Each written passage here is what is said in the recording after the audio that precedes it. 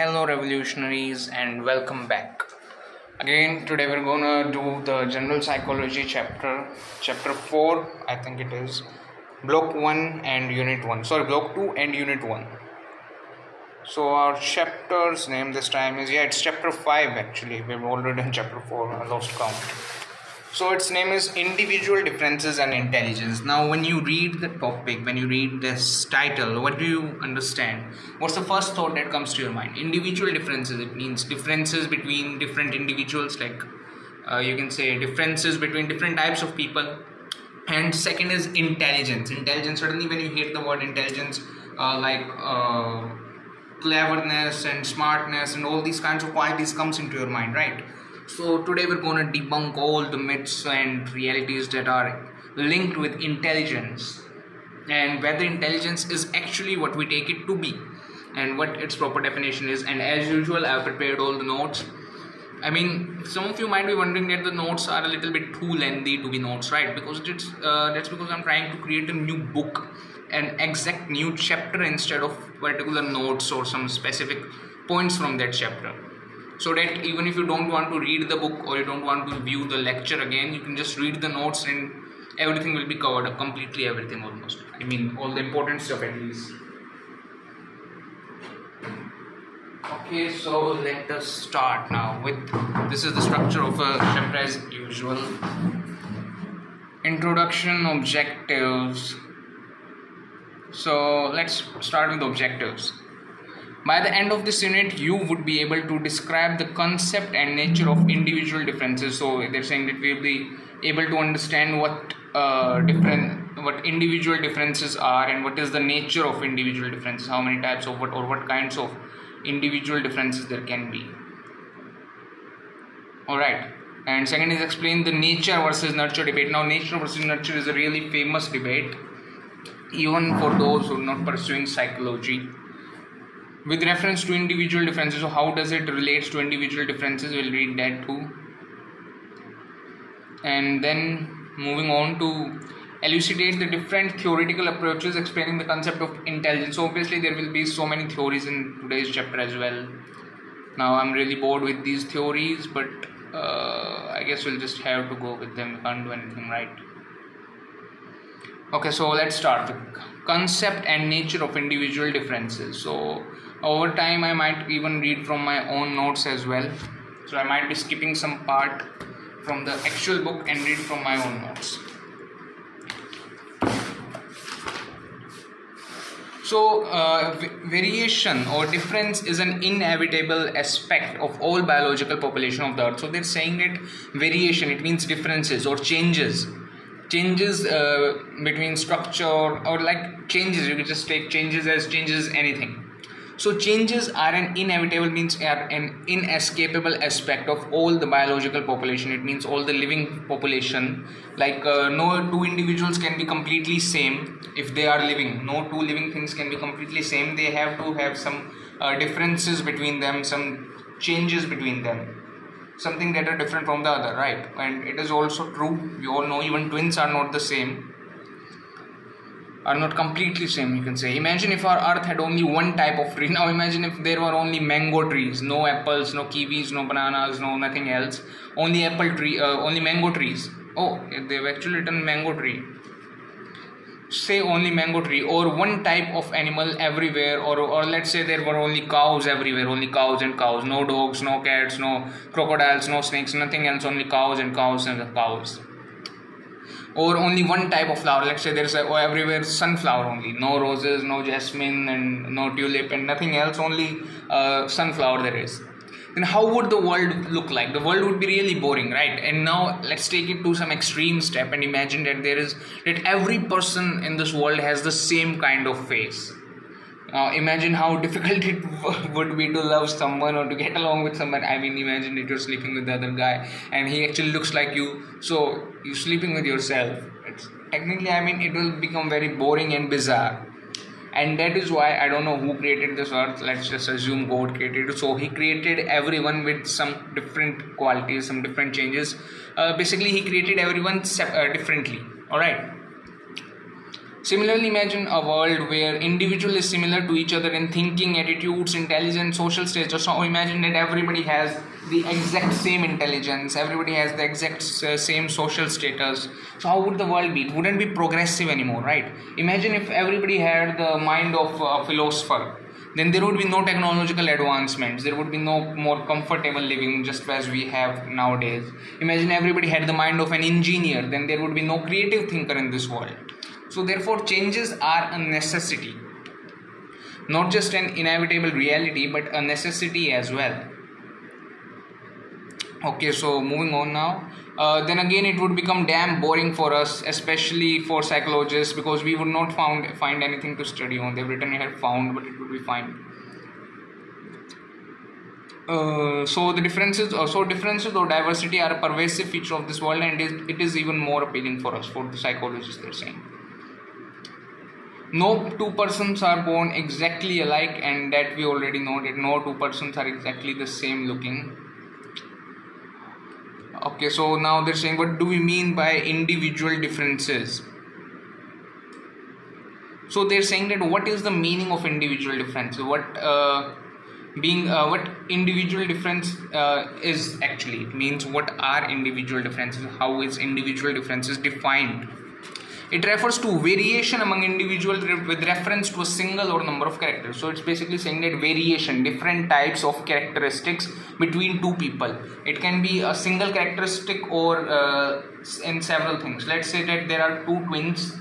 They look perfect, exactly similar, but there would be some difference between them. Like let's say that someone has a little longer fingers, the other one has a little bit shorter fingers, or maybe they have different hairstyle, or they dress up very differently, or one of them wears specs and the other doesn't. So all these also come under the category characteristics. So basically see now that there can be differences between characteristics, and this is what we call individual differences. It means differences between different individuals, or difference between individuals. Basically, I hope you get what I'm saying. According to Plato, no two persons are born exactly alike, but each differs from the other in natural endowments, one being suited for one occupation and the other for another. So Plato basically said that no two persons are exactly same. One person is suited for some profession and the other person is suitable for some other profession. So that's what Plato, the great philosopher, said. We study how people differ, and we also study why people differ. So we are going to study how people differ, I mean how they are different and why they are different. Now why is also an important cause, that why are not all people same. Obviously we don't know exactly why, but we'll try to get near to it. Now the question is why we need to study individual differences. It is because it helps us in predicting and explaining the behavior of the individual more accurately. So they're saying that why do we need to study this? I mean, individuals are different, so who cares? Let them be different. Why do we need to study it? And this is because we can, so that we can like predict their pattern, predict their behavior, like what they are doing, what they are going to do, what they are going to do. This is why we need to study this. Now nature versus nurture debate, now we're coming on to, so I have created my own definition for individual differences, and that is, it refers to variation among individuals with reference to a number of characteristics. Oh, okay, so this is not my explanation, I've just copied it from the book as it is, it's part of the notes. Okay, so nature versus nurture debates, the famous debate is here now. Why some people are resilient and persistent in their efforts. So in the previous video we studied about Jack Ma, right? We studied about Jack Ma. So we started how he was so persistent, how he was so motivated, right? So what they're basically saying is that why some people are so motivated in their lives and the other people don't feel motivated. The other people are demotivated, you can say, or in a sense. And why is it so? And why do some people feel really happy, are cheerful all the time, and some people are depressed? Why some are more intelligent than others? These are the differences between individuals, right? Some are intelligent, some are less intelligent, some are cheerful, some are depressed. So these are the different types of individual differences between people. So to answer these questions and other similar questions, psychologists emphasize upon nature versus nurture debate. So to answer why we are different, psychologists basically have come up with a theory of nature versus nurture. This is actually a debate between all the psychologists, that some people believe that people are different because of their nurturing. Some people believe that they are different because they are born with it. They are born with that nature. So let's see what this debate is about. Nature, it refers to the genetic factors that we have inherited from our parents, such as height or skin color. So nature is basically the genetic information that we have inherited, like our eyes color, our hair color, our height, our like body structure and all that. Nurture is, it refers to all those environmental factors that can impact us. So nurture is about how we have grown up, in what kind of environment we've grown up, such as rearing process, family, how our family conditions are, family socio-economic conditions, social support or cultural factors, what our culture is, what kind of society we live in. So this is all part of nurture. And nature, we already know genetic information, all the genetic code that we have seen. Okay, so the debate over the relative importance of hereditary versus environmental factors. Yeah, so you can basically call nature as hereditary or hereditary. So people who believe that our behavior is purely controlled by our hereditary factors are known as nativists. So note this thing, that they are basically known as nativists, these people. Wait a minute, where did that go? So basically those who have those people who support this view, that we as individuals have differences, have changes, that's because of our genes, like what we got from our genes, and that is how we are different. Like there were your parents' genes and then your mother's genes, and they mixed up, and so you kind of came out as a new person, and that is why you have some difference. Like the difference is due to the interaction of your father's genes and your mother's genes. So these people are basically called as nativists, those who believe in this nature theory.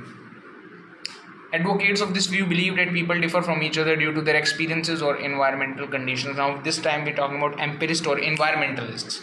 So these people who believe in the nurture debate, they are called environmentalists or empirists. So they believe that we have changes, we have differences in our body, in our thinking, like in our physical and mental abilities, because of the way we grew up, because of the environment we lived in, the kind of society we lived around. So these people are called environmentalists or empirists. It's really easy to remember, like from they believe in the environment factor, so they are called environmentalists, and the other believe in the natural factor, like nature, how nature made you up, so they are called nativists.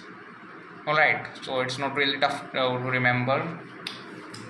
So nature, it is a reference to all the genetic information. Now for my explanation about what the nature versus nurture debated, I'll explain it to you in a very simple and brief language. So the nature debate is that it is a reference to all the genetic information we inherit from our parents, example height, skin color. Nurture is about, it refers to our environment, which includes our family, friends, society and personal life that have an impact on our thoughts and behaviors. So this is the nature theory and the nurture theory. Okay, so let's move on. However, contemporary view on this debate suggests that defending any extreme side would be catastrophe in explaining human behavior, and obviously, just like most of you guys must have concluded, what the contemporary or the latest research shows, that it's saying that we can't just choose one side over here. Most of the people are actually like a product of both these factors, nature and nurture. They have, the individual differences can be explained with both of them. Like obviously we are different due to the genetic information we receive, but let's say that there are two twins, alright, so they both receive the same genetic information, right? Like they're both they look exactly same, their height is exactly same, their looks are exactly same, so obviously they receive the same genetic information, but they let's say that they have individual differences in, let's say, someone like some hairstyle, the other twin likes some different kind of hairstyle, or one of them likes to wear a shirt and the other likes to wear t-shirt. So these are some individual differences, or they have individual differences in their thinking also, right? So that is now a result of their environment. Like some twin lives in some different environments, in a slightly different environment, the other twin lives in a slightly different environment. It's not like they can live in the exact same environment 24/7. That's obvious. I think that even if they are twins, they are the children of same parents, they still have different environments, right? So like in your house, even you have a different environment from your siblings. You might have different friends, you might go outside at different times, you might interact with different kinds of people, right? So these individual differences then add up to our differences. Sorry, these environmental factors then add up to our individual differences. Okay, so moving on, definition of intelligence. Now this was all about nature versus nurture debate, and what the nativists are, what empiricists or environmentalists are. Now moving on to intelligence. Intelligence is a factor, is actually it doesn't have a well defined definition. It's really hard to define intelligence, but I've tried my best to create my own definition of it. But first we'll read what the book says. So intelligence is a hypothetical construct. It means it doesn't have any physical quantity. It is just like a made up thing, you can say, which refers to a higher level of abstract thought processes, like a high level of thinking process, you can say. Intelligence has always been a topic of discussion among social scientists and philosophers, but defining it in the most appropriate way has always been a challenge for psychologists. So nobody has been able to define it properly up until now.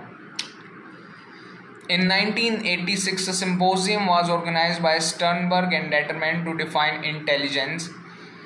However, unable to define it, this symposium described intelligence as, so even they weren't able to define it properly, this group of scientists who were called on to define intelligence, so they agreed upon a definition, which is a quality of adaptive behavior as the end product of development in the cognitive psychological domain, as a societal concept that operates in several domains: academic, technical, social and practical, as error-free transmission of information through the cortex, as acquired proficiency, as mental self-government. So these were the different concepts they came up with for definition. They combined it up. So I know it's a little bit too technical, but we'll just decode it bit by bit. And even if you don't want to, it's unnecessary completely. You don't need to remember any of this shit, but still I'll try to decode it for your sake if you want to. So they defined intelligence as a quality of adaptive behavior. A quality obviously you mean what quality is, right? A quality of adaptive behavior, like you can change your behavior according to the situations. You can adapt to your environment and change your behavior accordingly. So they've actually divided intelligence into separate parts. They're saying that these are different parts and they collectively make up intelligence. Then the second part is as the end product of development in the cognitive psychological domain. So they're saying that mentally, like the end product, the most that the mental development and psychological development can give you, the end product of that. Okay, so the last stage that mental and psychological domain or mental psychological development can lead to, that is intelligence. So when your mind, it's basically saying when your mind or when your mental capacity has completely developed, it will lead to intelligence. So the last thing that your mind will develop to will be intelligence. As a societal concept that operates in several domains, so it is also part of the society. It is also societal concept, and it operates in several domains like academic, technical, social and practical. So you should have academic skills, you must have technical skills, you should have social and practical skills in order to be intelligent.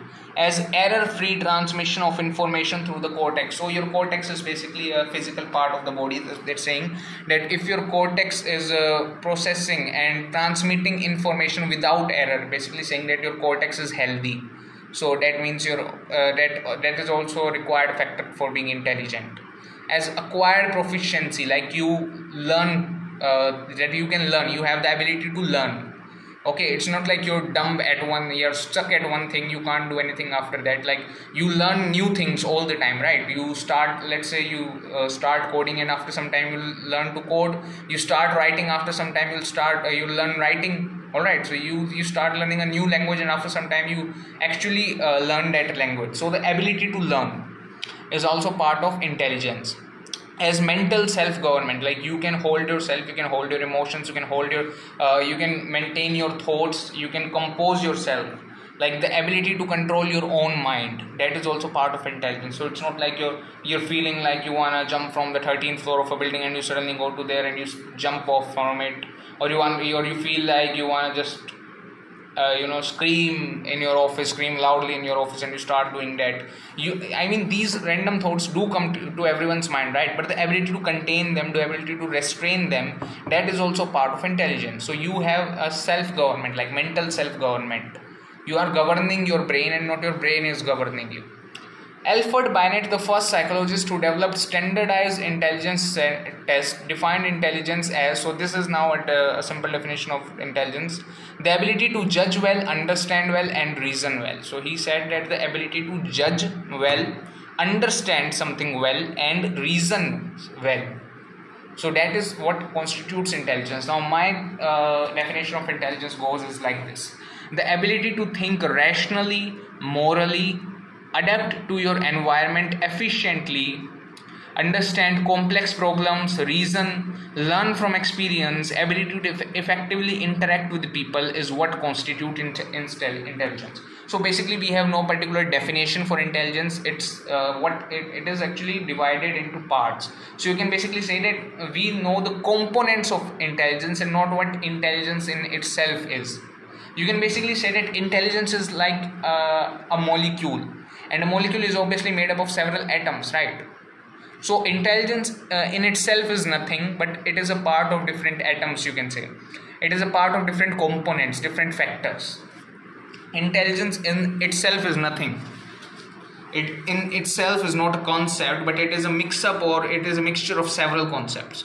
So again, let's repeat the definition for intelligence. It is the ability to think rationally, like take rational decisions. Rational decisions basically means that mindful decisions, like what a rational person would choose. So like let me give you an example. Like there's a choice.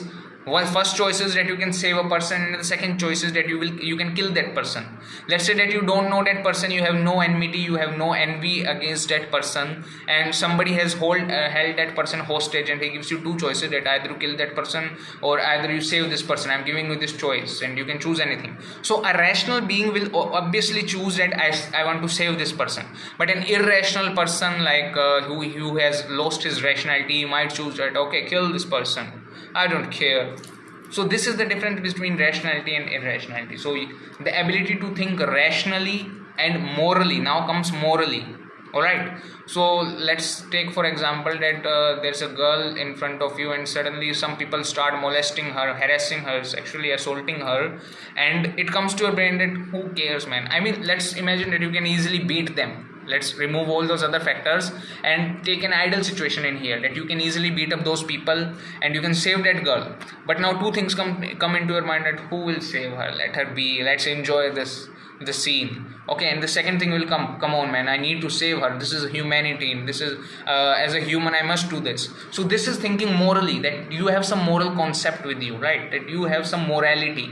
So the ability to think, now we've covered two factors: the ability to think rationally, the ability to think morally. Then third is adapt to your environment, like you need to adapt to your environment. So suppose the other person is giving you a punch, so it's not like you'll put your face in front of him and let him punch you, right? You need to adapt to your environment. You'll duck, you'll move to the side, or you'll do something to adapt to that situation, right? Or let's suppose that a teacher is really after you. Teacher always scolds you for not doing your homework.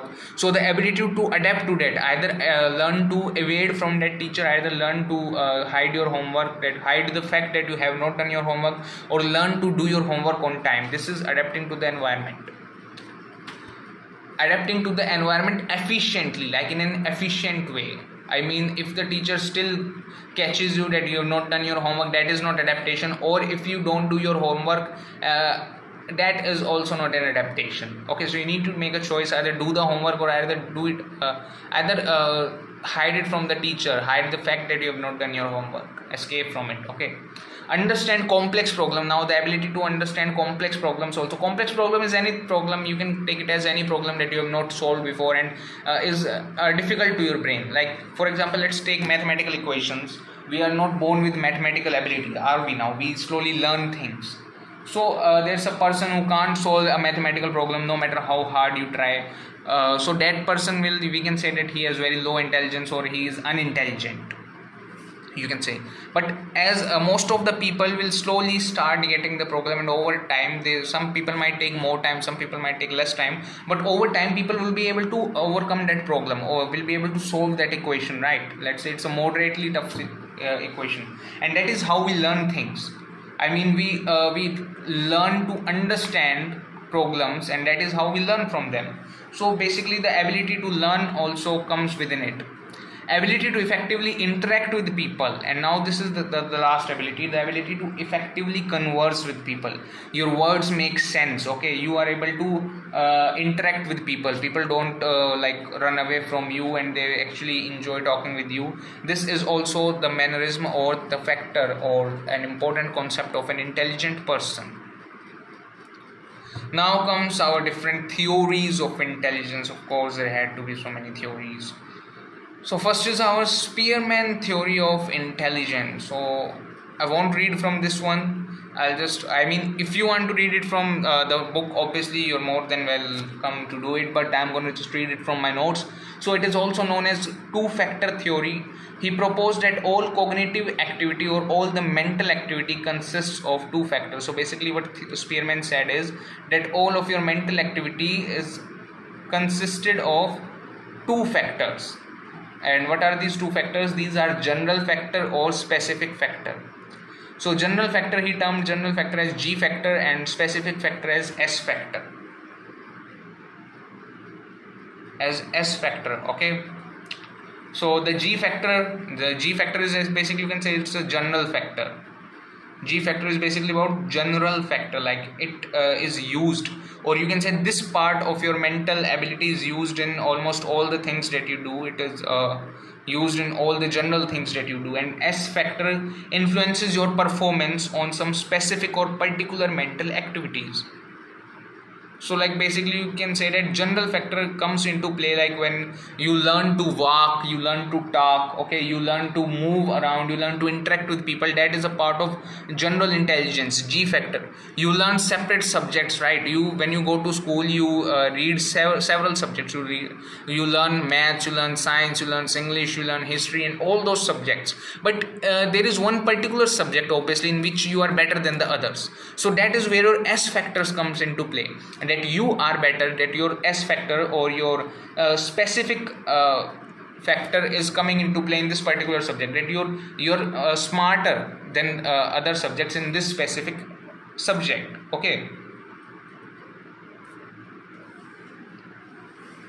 In this specific subject you are like your S factor is more active. So that is why we have specialist. You can say S is like a kind of speciality. What's your specialty? So S factor decides your specialty, and G factor basically decides your ability in everything. Like in general your intelligence, generally how you behave, how you interact, that is affected with your G factor. I hope you get what I'm trying to say. I mean it's a bit difficult to explain, but really easy to understand. So if you still have any problems though, you can obviously write it in comments. I'll try either make a separate video for it or explain it to you in the comment itself about what G factor or what S factors are. Basically G factor is your general intelligence, and S factor is your expertise or skill level or ability to comprehend quickly in some particular tasks, okay. So your S factor is your speciality in some particular task, and G factor is your general intelligence, like generally how intelligent you are. Our intelligence is a sum up of G and S factors, and obviously it's not like someone has S factors only and the other person has G factors only. Everyone has both these factors. So our intelligence is a sum up of both G and S factors. People who are high, however, on G factor are considered more intelligent.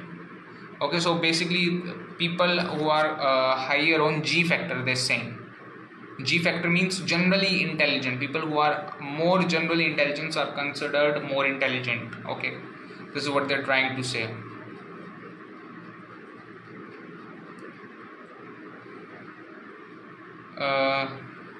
Then comes our Thurston story of theory of intelligence. I mean, wait. Yeah, Thurston's story, a theory, of course. I keep on reading it.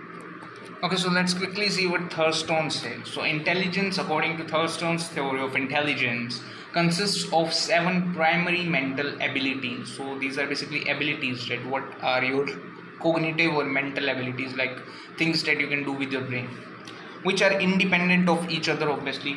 So, the 7 PMAs are: first is word fluency, your ability to think or use words properly. So like it's basically saying that if you have these 7 abilities, then you are an intelligent person. And if you have like these in a very good amount, if you have, the more you have these, the better or you can say the better quality you have of these 7 PMAs, mental abilities, the more intelligent you are basically. So first is your word fluency. Word fluency is basically ability to think or use words rapidly and efficiently. Second is verbal comprehension, ability to understand the meaning of the words, concepts of ideas correctly. So verbal means verbal, like spoken. Comprehension, so comprehending or understanding whatever is spoken to you. Alright, so this is basically part of your social interaction. Spatial, or you can say spatial, I mean I read it as spatial ability. It's now spatial ability is a bit difficult to understand what it is about. It's about like whenever you imagine something, you don't imagine it to be static, right? You can, like in your imagination, you can move things. You imagine yourself going from one place to another. You imagine yourself moving a chair in your imagination, or like kissing someone, which most of you obviously do imagine, and all those things, you know what I'm talking about. So yeah, all those things, basically the ability to interact or move things in your mind, in your imagination, in a three-dimensional way, is what spatial ability is. Spatial ability is about. So like if you can move things around in your imagination, you have spatial ability, and the better you can do it, the more spatial ability you have. Obviously I have insanely good amount of spatial ability, so you know what I mean. So next, moving on to perceptual speed. Now perceptual speed, tendency to perceive details quickly in any stimulus and accurately. So like the ability to see details in any kind of situation or any kind of stimulus, like anything that you interact with, you suddenly see details in it, and accurately, these details are accurate. That is your perceptual speed. So like say for instance, let's say that a ball is approaching you. Okay, so that's a stimulus, like because it interacted with your eyesight and it sent you a signal, so it became a stimulus. And now your ability that the ball is let's say imagine that the ball is moving towards you. So how fast do you recognize that the ball is moving towards you? And if the ball hits you, let's suppose that it's a basketball and it's moving at a high speed towards you, and then your ability to comprehend this fact, to perceive the details that the ball is actually very heavy, so if it will hit you, it will damage you, and it is moving in your direction by the speed or by the force it is moving, by the position that it is currently at, it will definitely hit you. So all these details, all the ability to understand these details accurately and at high speed, this is your perceptual speed. How fast do you recognize the details around your environment. Then comes your numerical ability. It's pretty easy. Numerical ability is nothing but the ability to solve numerical problems quickly and accurately. Then comes our inductive reasoning, ability to observe facts and make a general principle or rule out of them. Okay, so let's say let's just say that there's a certain topic that you want to talk to your father about. Let's say you want that your parents and grandparents really don't get along, so whenever you try to talk to so you tried talking to your father about your grandparent and he suddenly got angry. So inductive reasoning here would be that you made a general principle, or that you made a general rule out of it, that if you'll talk to your father about your grandparent, then he will get angry. So the next time you think about it, you remember that no, I shouldn't talk about this subject because dad is bound to get angry if I talk about this particular subject. So you made a particular rule out of it. You made a general principle that if I do this thing, then this thing will happen. So you basically you've noted down what the effects or counter effects of a particular interaction would be. So this is inductive reasoning, that you've understood, you've observed, and now you understand that this and this leads to this, and now you formed a general principle, a general rule out of it, that yeah, this and this will always lead to this. So let's say that you are preparing some sweet dish, but you added salt to it. You decided to add salt to it. You decided, let's try to change the taste, and it comes out really disgusting. So now you made a general principle of it, that even if you want to try something, you shouldn't add salt to this dish next time, because adding salt to it makes it really disgusting and worthless. So this is inductive reasoning. I don't know if I was again able to explain inductive reasoning in a very formidable manner, but I tried my best. And if you still feel that you didn't get something, just note them down and send me on my WhatsApp, which I always give, or you can just write it down in the comment section. Seventh comes our memory. It's the ability to memorize and recall quickly and accurately. Simple, right? Okay, so now let's move on to Sternberg theory of intelligence. So again, I'm reading all of this through my notes. So Sternberg's theory suggests three forms of intelligence. He says that there are basically three forms of intelligence. First is componential intelligence, second is experiential intelligence, and the third is contextual intelligence. Now, componential intelligence is also known as analytical intelligence. Individuals high on this intelligence perform well in academic tasks, have good mathematical and analytical skills. So basically saying like technical intelligence, you can say it.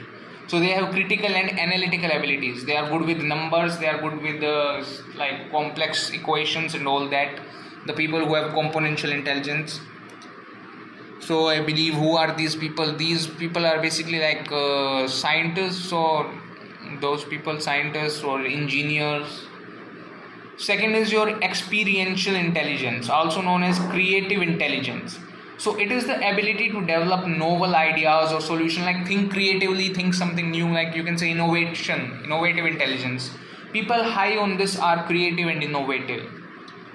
Then third is your contextual intelligence, also known as practical intelligence. It is the ability to adapt to the environment or situational demands, like act according to the situation, act according to your environment. Here adaptation involves both adapting to your existing environment and or ability to modify your environment to fulfill your needs. So you also modify, you are also able to change your environment to get your thing done, to get your work done. Okay, people who are high on this intelligence are street smart. I forgot to write smart in here. My god, shit. So whatever I was saying to you, like, are street smart. Where's my pen? Just a second. So these people can be like politicians, they can be lawyers, or they can be diplomats. High on this contextual intelligence. They can be spies as well, obviously. And the last comes your I don't know if this is the last theory though. Yeah, I believe this is the last theory, I think. So now is your Gardner theory of intelligence. What is Gardner theory of intelligence? Yeah, I think this is the last theory. This exactly is. So what is Gardner theory of intelligence about? So obviously I need to go to gym, so I need to hurry and close this video right here. So according to Gardner, there is no one form of intelligence, but a number of intelligences work together. So basically Gardner says that there is not a single type of intelligence, but there are several kinds of intelligences. And he said that there are 7 plus 1 distinct different types of intelligence. Why did I say 7 plus 1? Because he originally proposed that there are only 7 types of intelligence, and later on he added another one. So first is the linguistic intelligence. The ability to easily articulate and express our thoughts by choosing the most appropriate words. So the ability to play with words, to converse yourself in a very effective and impressive manner. That is linguistic intelligence. These are the linguistic abilities that is related to words and speaking. Poets and writers have a high level of linguistic ability, so I think that you might be able to find among these which type of intelligence are you high on. I mean, obviously every person is a mix up of all these intelligence, so this theory was not completely accurate, but several, like, this is the kind of you can say that these are the S factors, so you might be able to recognize what your S factor is among all these intelligences. Second is musical, ability to manipulate musical pattern or to create different music. So people high on this knowledgeable are knowledgeable and sensitive to music. So people who are high on this musical intelligence are basically like they have a good music taste. They can change music, they can change its tuning and create something altogether new and exciting. These people are usually good singers, music composers, and play musical instruments. Third is your logical and or mathematical intelligence. So ability to think critically and work on abstract problems is what logical and mathematical intelligence is about. So like critically think, like critically, like very accurately, very critically here basically means very minutely. So you notice very small details and you're able to work them out, and very abstract problems you're able to solve different kinds of problems. People like scientists, mathematicians, or engineers have this intelligence and have a scientific aptitude and are good with numbers and abstract problems. Fourth is your spatial intelligence. We've read about this previously, right? Ability to manipulate and use visual or mental images. So ability to like think. You're like different kind of people think. Okay, so the what is your quality of imagination? How accurately can you imagine things and interact with them in your imagination? That is what spatial intelligence is about. People, these kinds of people are usually navigators, pilots, architects, and painters. Fifth is your bodily kinesthetic. So ability to control and train your body or part of it. So how well can you control your body? How well can you manipulate your body parts and control them and train them? That is your bodily kinesthetic intelligence. People having high bodily kinesthetic intelligence are usually military personnel, gym trainers, intelligence agent, sports persons, actors, and dancers.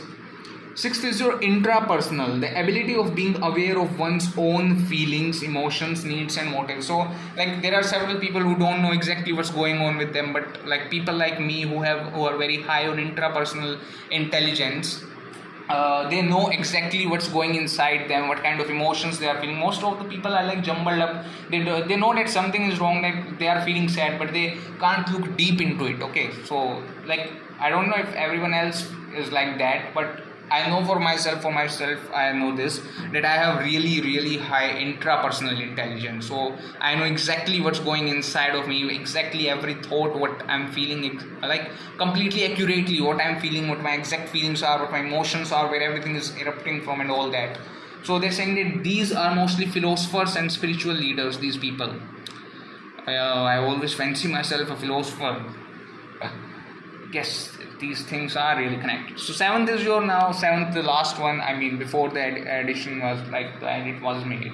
So it is interpersonal. Interpersonal, you must be wondering that the previous one should be interpersonal, this should be intrapersonal, but I don't know why they changed it. So interpersonal is the ability to understand other people's behavior, motive, and their feelings. So these are basically like, you can say, psychologists. These people are basically psychologists, counselors, politicians, and teachers who understand others' behavior more accurately, and what the other person might be thinking, how he will behave, what his motive is actually. And finally, the last and the category that was added later on is naturalist. Okay, it's the naturalist here. Being sensitive to different features of nature. Okay, so being sensitive to nature and your environment, that is what naturalists are. People high on this intelligence are compassionate towards nature and are usually hunters, wildlifers, and botanists. Now you must be wondering, why? How does hunter come in from here? How are hunters compassionate towards nature? But hunters are also as well, because hunters how are they intelligent? Like they you can say that usually in the previously hunters used to maintain the food chain. So hunters would hunt those animals who are increasing in number, so that the other different kinds of animals that they feed on don't go too much down in quantity. So hunters are also considered part of naturalist. Okay, so next is your assessment of intelligence. And assessment of intelligence and whatever is left, we'll cover it up in the next video, which I will either post it today or maybe tomorrow. So till then, goodbye.